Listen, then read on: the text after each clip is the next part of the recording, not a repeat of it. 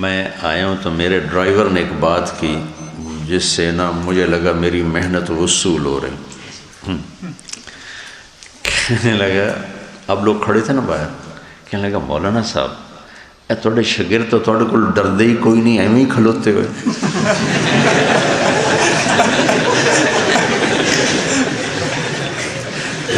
میں نے کہا میری محنت وصول ہو گئی.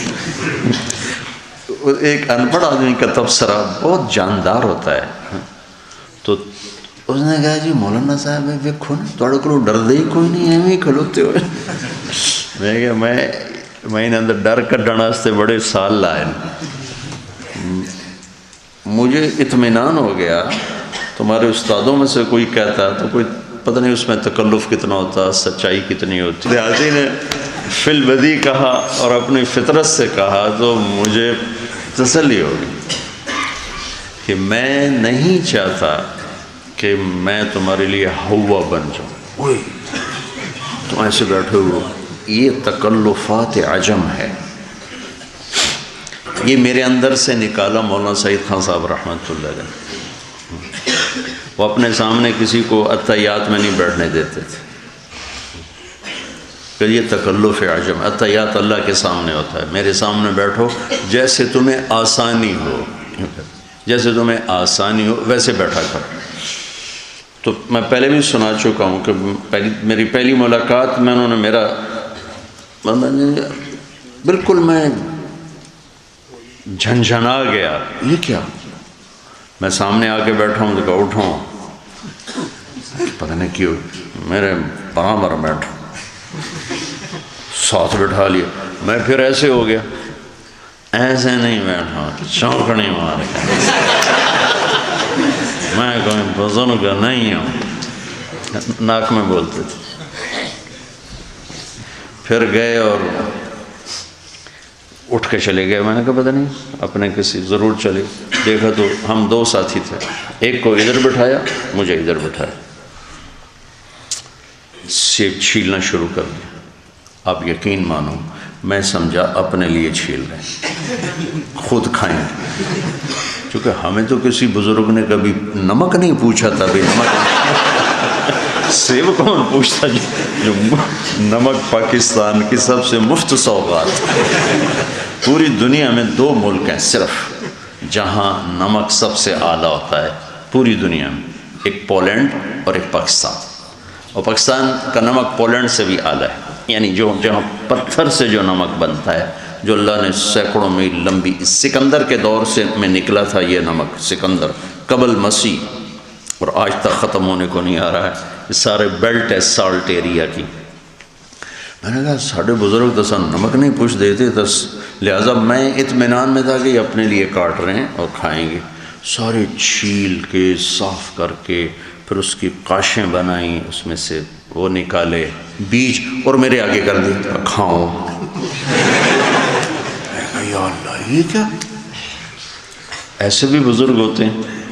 اقصرت الصلاة ام نسیت یا رسول اللہ؟ قال كل ذلك لم يكن قال بعض ذلك قد كان. سبحان اللہ. کہا صدقہ، اور کہا جی. پھر آپ نے کھڑے ہو کے اگلی 2 رکعت پڑھیں. یا رسول اللہ یہ خیمے یہاں جو آپ نے لگائے ہیں یہ اللہ کا حکم؟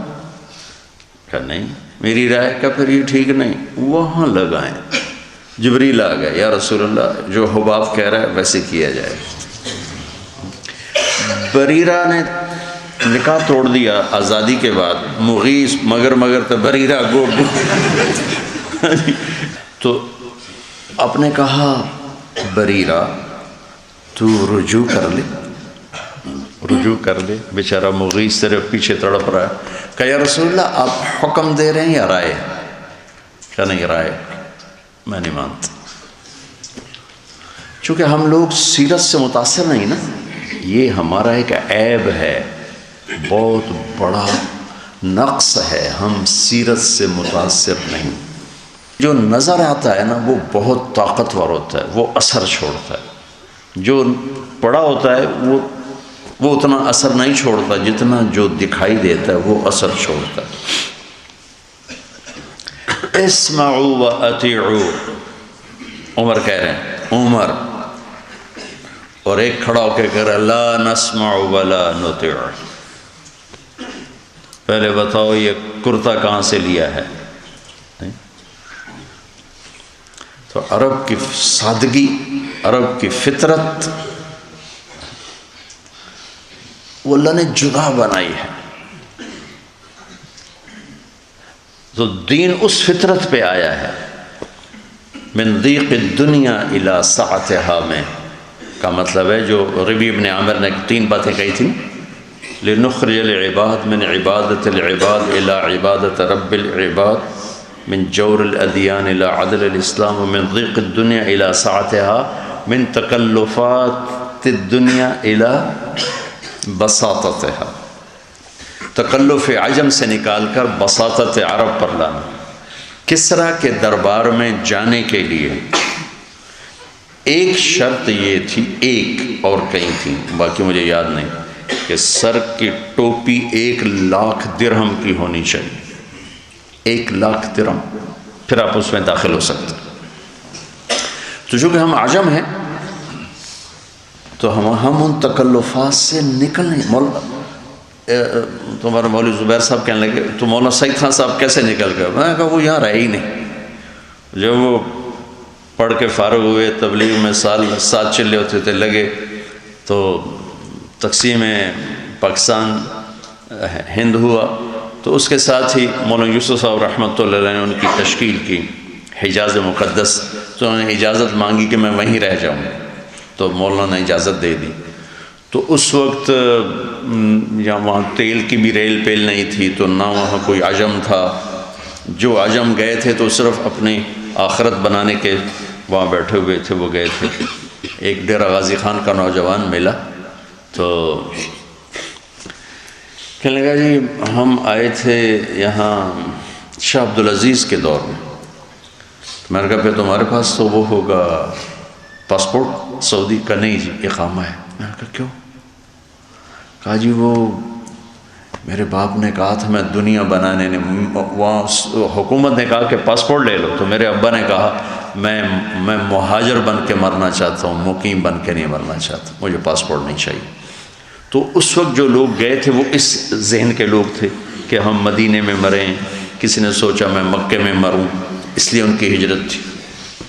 تو عرب اب تو مکہ، مدینہ اور جدہ، اس میں 10% عرب ہیں، 10%. باقی جتنے ہیں چاہے وہ رومال سر پہ غترے باندھے ہوئے ہیں نا، یہ سب غیر عرب ہیں جو وہاں آئے ہوئے ہیں.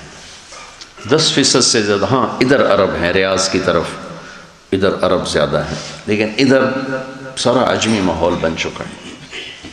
اور پھر خالص عرب ماحول میں پہنچ گئے تو اللہ نے ان کے اندر سے وہ چیز نکال دی. استفادے کے لیے احترام محبت ہے، نہ کہ تکلفات.